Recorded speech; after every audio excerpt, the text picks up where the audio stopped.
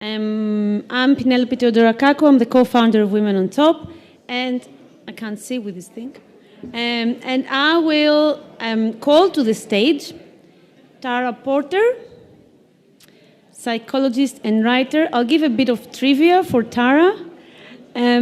She is the writer of a book called You Don't Understand Me. Is that correct?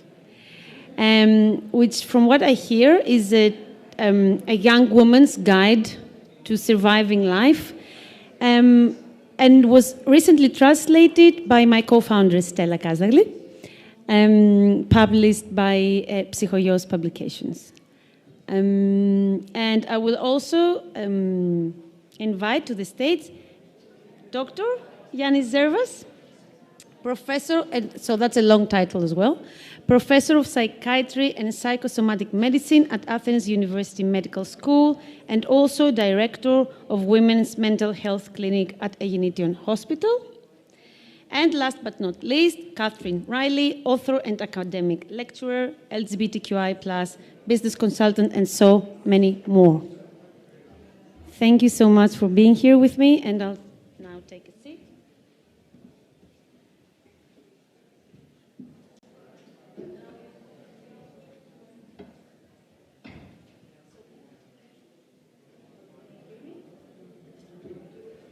Can you hear me? Okay.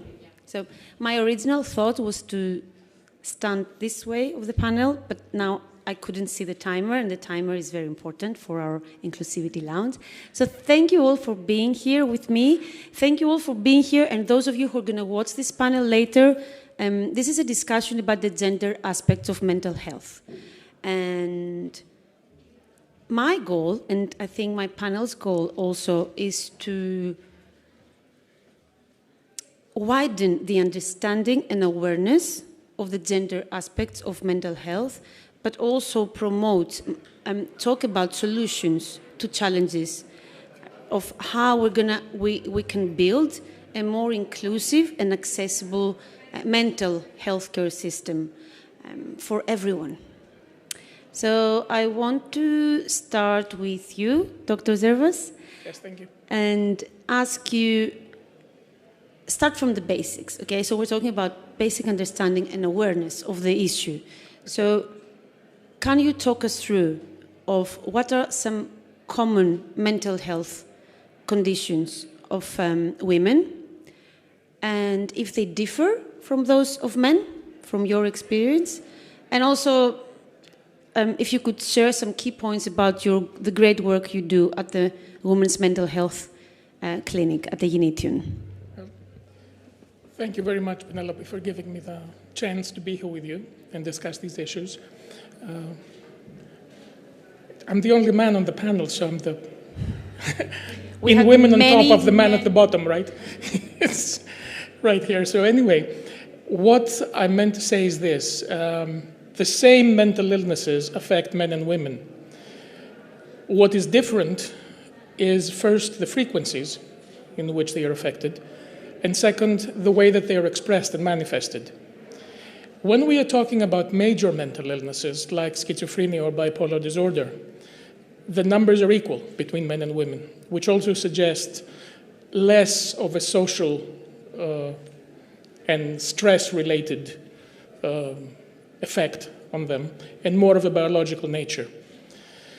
Now these numbers are not very big. Schizophrenia is 1 to 2% of our population, so in Greece we should talk about 10 to 20,000 people. Bipolar disorder is about 4 to 5%, so it's, again, 40, 50,000 people in Greece, and these are equally divided between men and women. The problem there with these major medical illnesses, major mental illnesses, are whether these people are given the right to be included in parenthood.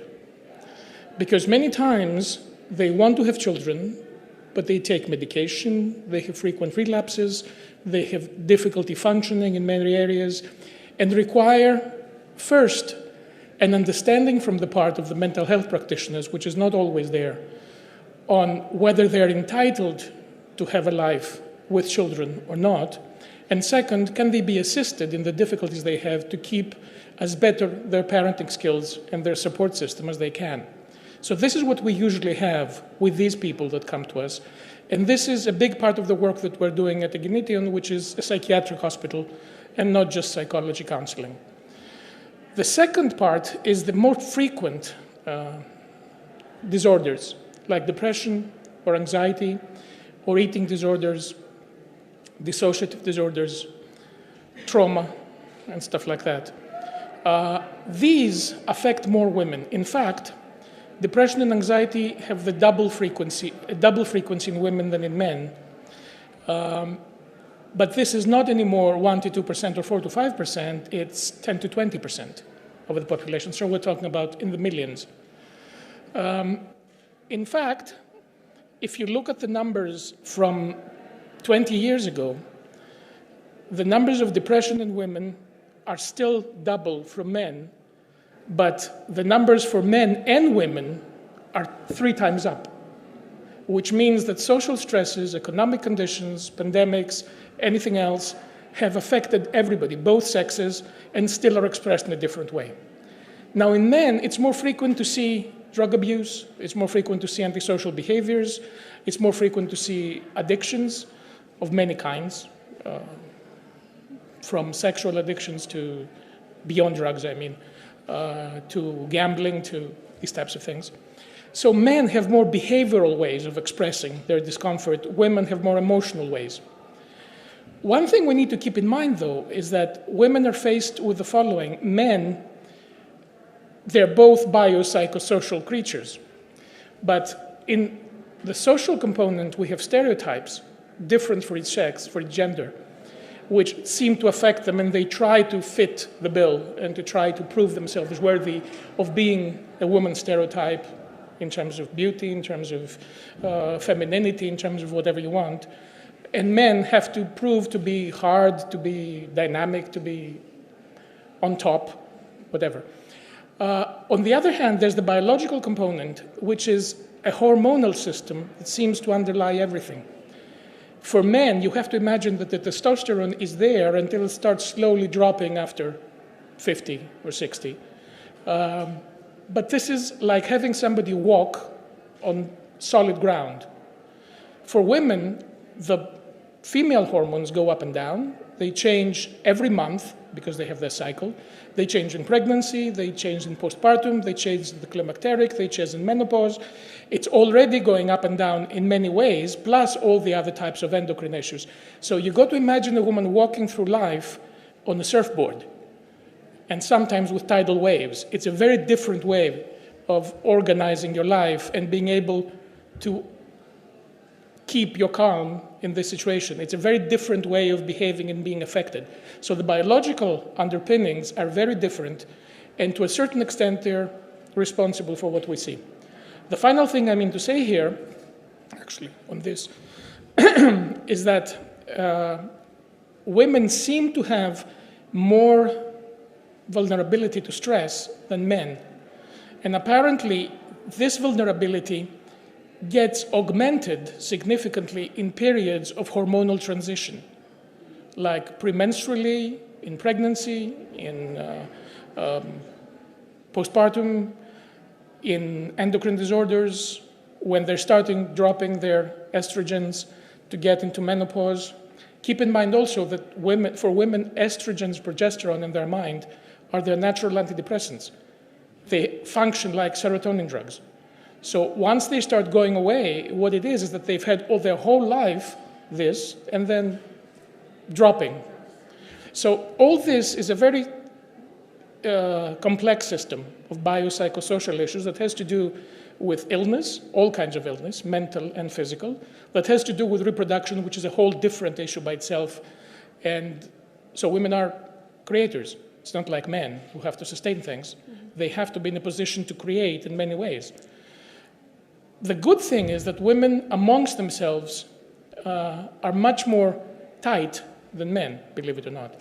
And they're also more affected by network events in the society, but their brothers, their sisters, their family, their friends, their whatever.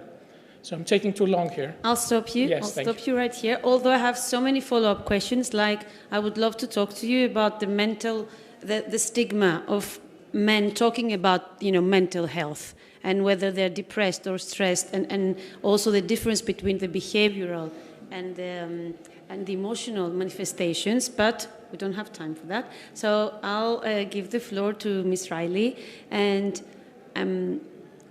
we're focusing on mental health.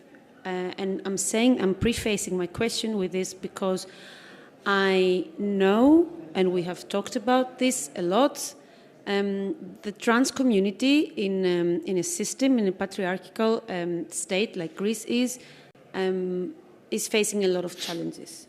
But I want us to talk about and focus on the mental health challenges that the trans community faces, and if it's different from other countries in Europe or the US or in the UK, where we're going to be focusing later on with Ms. Porter.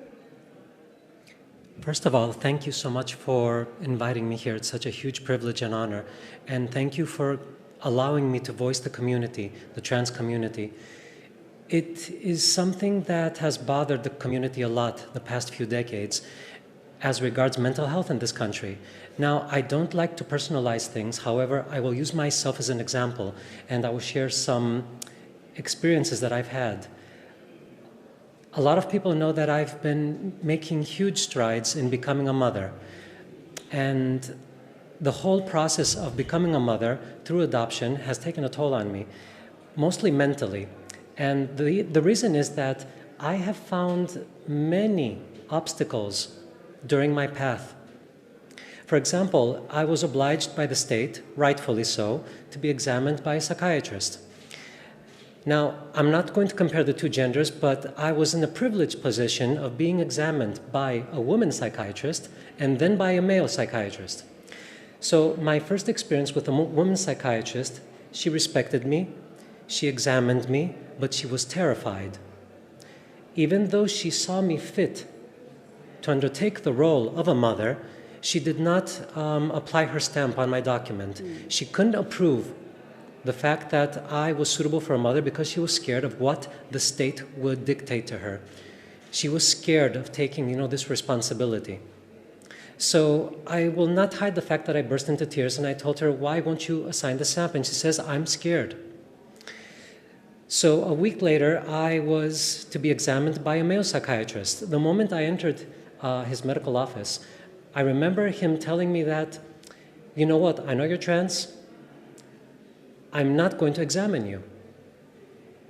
Here's a phone number of another colleague. And I told him, as a representative of a public hospital, you are obliged to do your job and examine me. And he was persistent, he wouldn't. I think that the worst thing about representatives of mental health care, there are professional individuals, like Mr. Zervas, who is fully aware of the proper terminology, the pronouns that must be used, and respecting human rights. There are others, though, who are not properly prepared for this. Now, to be honest, there haven't been a lot of programs, trainings for people in mental health. All of these are private initiatives, and it falls upon the shoulders of each representative of the mental health institution to train themselves. Unfortunately, I left the hospital a second time, again in tears, and I'm very proud to say that I met a male psychiatrist who eventually approved my plea, and he found me suitable to become a mother. And I officially have the documents and the psychiatric evaluation to do so. Now, I will also say that it's not proper to say that due to my educational background and my professional identity as an academic lecturer, an author, and an educator, that I be treated differently. Now, I'm going to talk about how other members of the trans community feel about this. There are many LGBTQI youth, especially trans youth, who are persistent and do not want to attend the sessions of a psychiatrist because they're terrified of how they will be treated. And this is something that is being discussed amongst the community, that there's not proper support, they're making fun of me, and yes, they have shared stories with me that even though they have requested to be called upon, with female pronouns or the pronoun that they choose, the psychiatrists insist and they do not cater to their requests. Can I Of course. Can I interrupt you right there? Because Yes. this also happens in schools. Like we know from the teenage girls that we are in contact with that some of them want to change their pronouns and the professor just, not having it. And I'm going to get back to you later on and talk about solutions. Yes. How can we better advocate for not only private initiatives but also state ones, and what tools can we use? Of course. But since we are talking about teens, I'm going to be asking Ms. Porter, how are the cultural and societal expectations affect teenage girls, the mental health of teenage girls, from your experience in the UK or in Europe in general. And if I know this is a very cliche question, but we can't really overlook it, and I wish we could. So what's the role of social media? What are we to expect? Well, thank you. I mean, I think it's a good question because you've included the whole range, and I guess, am I too close or something? What I'd like to say is I do think that social media has a role to play in teenage girls' mental health, a really important role. But I think it's really important that we don't use it as a hook to hang the enormous problem which is teenage girls and young women's mental health at the moment. It can be a catch-all for everything that's going wrong. And you talked very eloquently about the statistics and the increase, and it almost made me sad to hear, about how bad it is in Greece as well as in the UK. So let me address the social media first of all before I go on to talk about the wider cultural and societal issues. I mean, I think social media has been around for about 20 years, and of course that's co-occurred with the increase in mental health problems amongst teenage girls and young women. But as we know, co-occurrence does not equal causality, it's correlational data. And it's been very difficult to investigate the impact of social media because of the way we use social media. How do we measure it? And also because social media has been changing so quickly, and research works on a longer time frame. So if somebody had introduced a study into how social media was impacting teenage girls 5 years ago, they might have done so looking at Instagram, whereas now that's irrelevant to most teenage girls and they're all on TikTok. So it just changes so quickly that it doesn't really lend itself to research very well.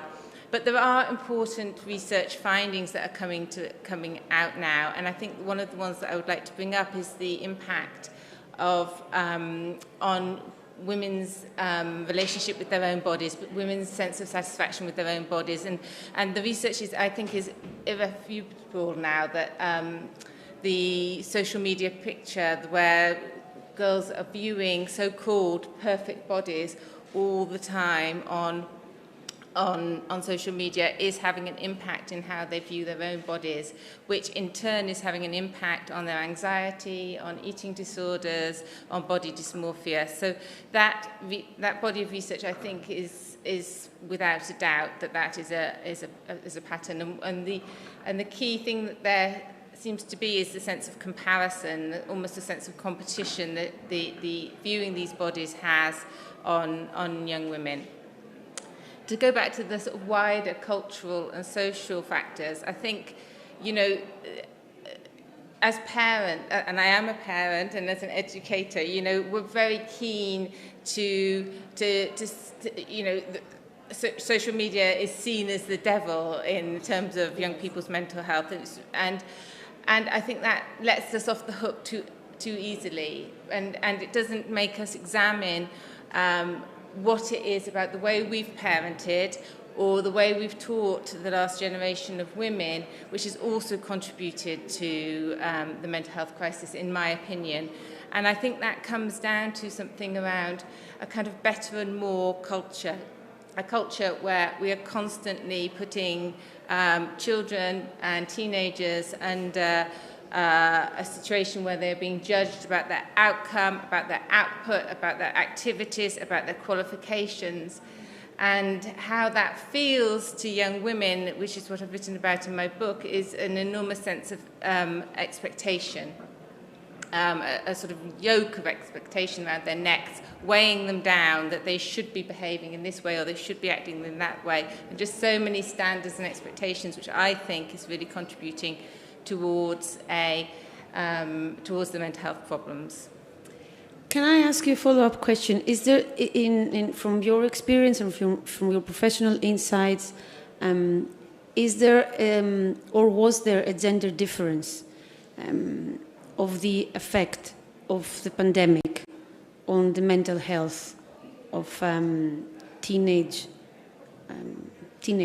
I don't think, I mean, certainly in the UK, I'm not aware of the research data about that yet, but what we saw in the pandemic was an increase in mental health difficulties overall, but also in specific areas which are more gendered. So to go back to why the pandemic was a stressful event. For we all know that. But one of the things that was stressful, I think, for young people was the sense of uncertainty that it created. And in situations of uncertainty, what we tend to do psychologically, uncertainty makes us feel anxious. We're not sure what's going to happen. We feel anxious. We feel worried about it. What we tend to do in those circumstances is seize control in certain areas. And in the pandemic in the UK, certainly, there was a real emphasis on keeping yourself healthy, on taking your exercise. And so what we saw was a huge increase in the number of young people thinking they needed to eat more healthily or exercise more or take care of their health in certain ways, which morphed into a huge increase in the number of young people suffering from eating disorders.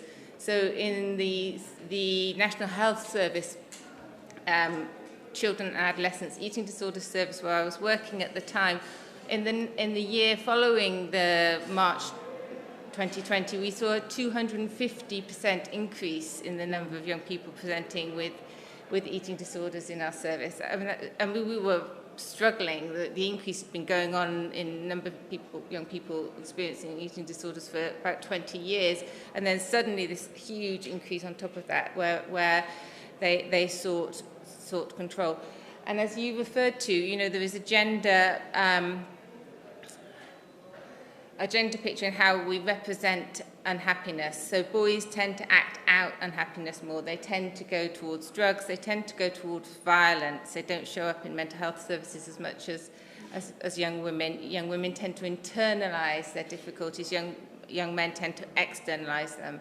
So I don't know how that played out with boys, what they did with that when, you know, maybe they had less opportunities to do that when they were at home, but maybe we'd see it in the use of gaming, maybe we'd see it in the use of porn, both of which have, you know, not great long-term mental health consequences, which is beyond the span of this panel.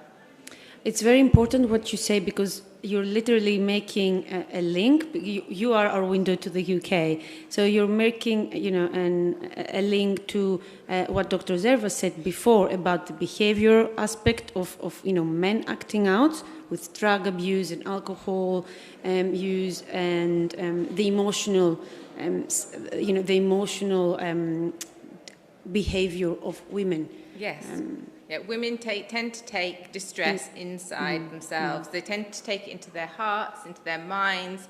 They tend to beat themselves up for it, you know, metaphorically, whereas on average men tend to act it out more. Yeah.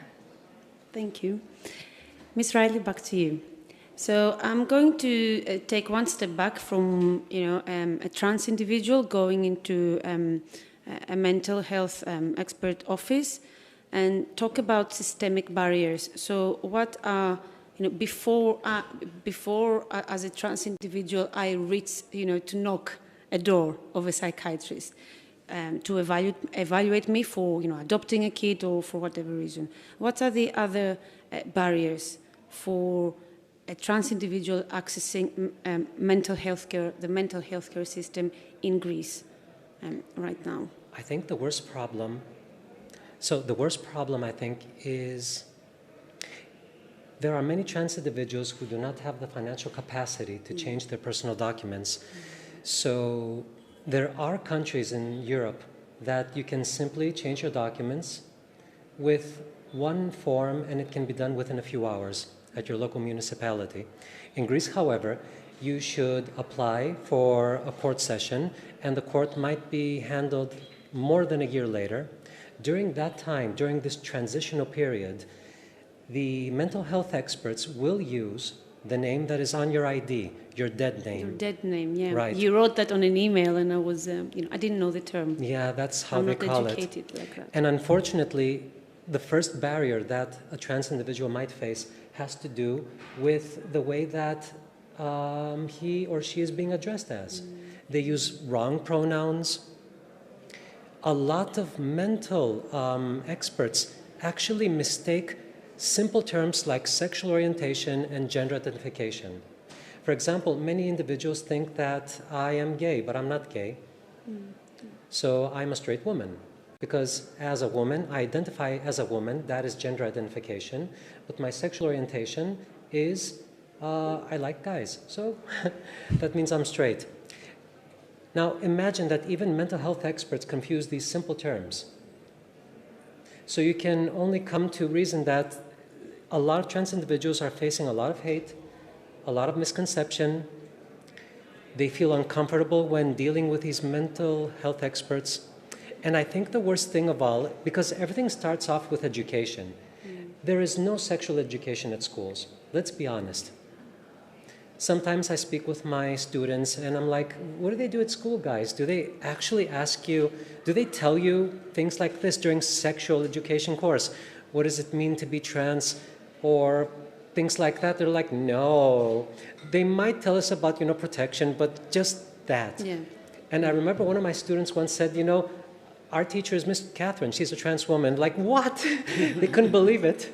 So, yeah, there's a lot of prejudice. And I think we still have a long way to go because of education, lack thereof, in school and, of course, the experts themselves. They have to be re-educated, the system as a whole. And it's very understandable what you say, and I personally stand from a privileged point of viewing things. But if you talk about wrong pronouns and people refusing to not use your dead name, and I have a very difficult surname, and there many times that people mispronounce my surname, and when I was younger, I used to get upset. So I can only imagine what would how would I feel, or how would my mental health be affected if people wouldn't use the name that I wanted them to use. If I am allowed time-wise, I'd just like to add one more thing. 10 seconds, 15 10 maybe. seconds. 2 trans girls, both of them university students. One of the universities, just because the dean was an excellent individual, actually changed the student's ID card, even though she hadn't changed her personal ID. And her life was much easier. The other trans girl, she didn't have this privilege. Her life was a disaster at school, and she dropped out of university recently. And that's a consequence we have to take into serious consideration. Yes. So we've talked about, Dr. Zervas, we've talked about wanting to be a mother. We've talked about periods and hormonal changes. So looking into the future of a woman trying to have a baby, or an individual trying to have a baby, and they make it and they go to work. So I want us to talk about and give us your insights about what are the main mental health challenges that working mothers face. And you have about 2 minutes. Okay. I'm sorry, I'm the last panel. I have to do this. You're absolutely right. I'll tell you. I'll start right away to say that beyond the difficulties of combining motherhood and work are the difficulties that we've seen in the last few years where women come to us without a job and are pregnant, and their partner has also lost his job. Yes. So we have people coming that neither has a job at this point, and there are no social systems that will manage to carry them and help them out with the child. plus the point that the Greek family is getting destructured in the last decades. It's not anymore that you can have somebody close by and will help and will do this and that. So that's a big issue. The other is that if you work in the public sector in Greece, in the state, then you have about a year's leave for motherhood, which is excellent. It's what it should be everywhere, because it gives you the time. If you want to come back earlier, you can do it. Most don't. The second, but if you work in the private sector, or if you have your own business, then you usually go back to work in 1 or 2 months after you've delivered. Not even the hormones are back. Not even the immune system is back. It takes at least 4 to 6 months to get that working in order. Plus, it's a big stress for the mother and for the child. Some women need it because not all women want to have 24 hours a day with the baby. Yes. And it's okay, because I think that the worst enemy of motherhood is this stereotype of the sanctification of motherhood, that you have to be in a certain way, you have to bear everything, you have to endure everything, you have to give everything up. And people expect you to do that, and your mother-in-law expects you to do that, and your husband expects you to do that. And there's a zillion things that happen there. And there are many women that do want to have a child and be more active mothers, but there are other women that feel obliged to be mothers, that don't really want to be a mother. It's other things. So now there's also this new term, which is childless and child-free, which is a different kind of working on things and choosing and deciding things. It's not clear what it is, even to the woman itself. So you need to work with somebody and discuss things over to try to find out what's going on. And you need to work with the family to understand the difficulties and to understand that she does not have to be an all-able, omnipotent mother that does things, but she can be a person and they need to be understood, and that in a 10 to 15% will go through difficult emotional periods and burnout during the first year and need for this to be understood as a problem that is a frequent problem, the same way as it would be understood if there was an infection or if there was some other problem that might be there. Also, this amazing obligation about breastfeeding, which has become a fanatical ideal about always, it's good, but beyond that, you have all these women feeling guilty because they couldn't breastfeed or don't want to breastfeed or are in pain when they breastfeed and everything else. So tell me about it. So what I'm trying to say that each woman should be treated separately and individually in terms of what they want and being assisted in this thing. A major problem that we have in Greece, plus a note, since we started this work, which is about 20 years ago in 2003 at Eginetian Hospital with the center, we've seen over 4,000 women at this point, which is a lot of women. And most of them have been during pregnancy. We expected postpartum, but it's pregnancy that's the problem. Because there's a lot of anxiety growing up, a lot of issues, a lot of women are on medication when they get pregnant. A lot of medication have history of psychiatric problems when they get pregnant. A lot of women come and say, I have this problem, should they take medication? Should they keep my medication? And there's a lot of issues that are there and are facing prejudices from the family, from the OBGYNs, from the pediatricians, from everywhere. So, plus even from psychiatrists, that they say they have a patient who becomes pregnant while they're treating her, they say, nah, go to Zervas now. So they send them to me. That's not the way, it's too many of them. Thank you. All right. Thank you for that.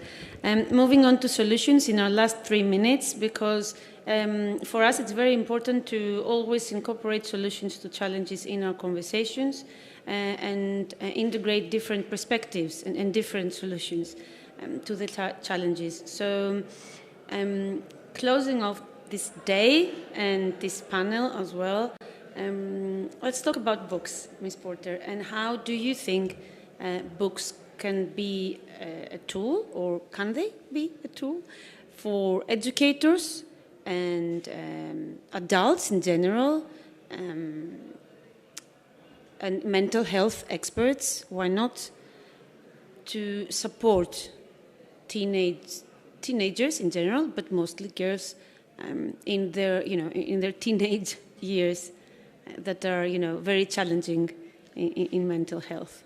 Yeah, I mean, I do have to confess to my vested interest in this point of view, as I've written a book on I've written a book to teenagers and young women about their own mental health, and it's been it's going to be published in over 20 countries of the world, and it was a bestseller in the UK. And lots of teenage girls and young women have read it, but lots of people, lots of parents and educators have contacted me, and they have found it discombobulating. I know that's quite a hard word, like confusing but interesting. They can't quite get their heads around it because they've so been thinking about their young person from the point of view of giving them opportunities, of driving them to get better qualifications, of facilitating their activities, and then when they read my book, I'm trying to give voice to the way that feels for a young person. It feels like I should be this, or I should be that, or I should be doing this, or I have to do that, or I need to do the other, and just feeling kind of overwhelmed by these relentless expectations. So that point where opportunities that we're trying to give women and young girls to succeed tips into these sort of enormous expectations, which kind of are paralyzing them with their mental health, from my experience. So I think, how we support young women and teenage girls with their mental health is, first of all, what do we do to support them? We need to understand, and to understand, you have to see it from somebody else's point of view. And I think books are a really good way to see things from other people's point of view. So yes, she said, with a book on sale in Greece. The short answer is yes. Final question to Ms. Riley. If you could do one thing starting tomorrow, what would this one thing be in terms of educating and raising awareness for the mental health of the trans community? One thing. You have 10 seconds for one thing. If I were given this privilege of training people, yes, I would run right away to every company, mental health institution, school, everything, and promote visibility and diversity, because people are unaware and need to be educated. Well, that was short. Thank you so much.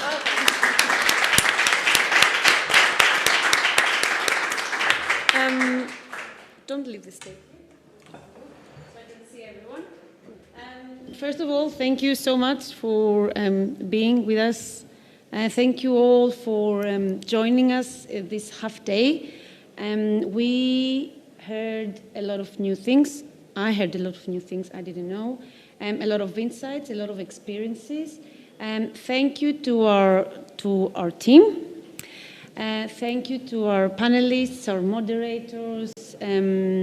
Thank you all for being here and listening to these conversations. The way for a more inclusive and diverse environment in work, in health, in tech, in everywhere is a long way. But starting from wherever we stand, and the fact that we had so many men here for the first time today, it's a great step for all of us, and we made it together. We also couldn't make it without the support of our sponsors, and I'm reading because I do not want to forget anyone. So thank you to the US Embassy for always supporting all our initiatives. Visa, Growth Fund, the National Bank of Greece, British Council, thank you so much, Vodafone, Microsoft, and the General Secretariat of Gender Equality. Thank you so much for being here with us. Let's enjoy drinks and snacks and network.